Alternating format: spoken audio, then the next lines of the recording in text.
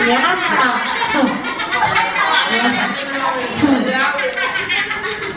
Ayaw niya.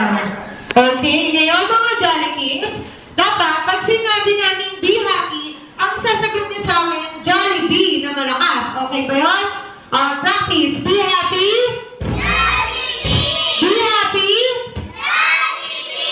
Okay, very good mga Jolly Kids. So, umpisa na natin ang ating game.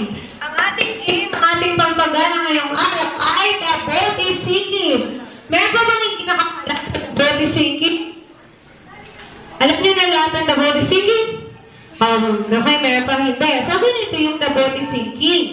Pag sinabi namin, the body thinking, group yourself into, tapos magsasabi kami ng number. For example, yung sinabi namin number, group yourself into 5.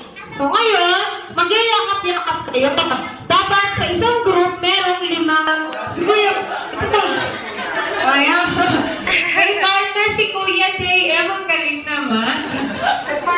Yeah. Very good, Jolly Kids. Ayan, 5. Sinawit na. Ito na, 5. Yan. Ay, pinagawin ko sa atin. Ulit. Siyempre, yung mga nakakomplete ng 5, uupo mo sila para malaman po natin yung sino yung matatanggal o pwede kaya sino yung kompleto o yung una. And go!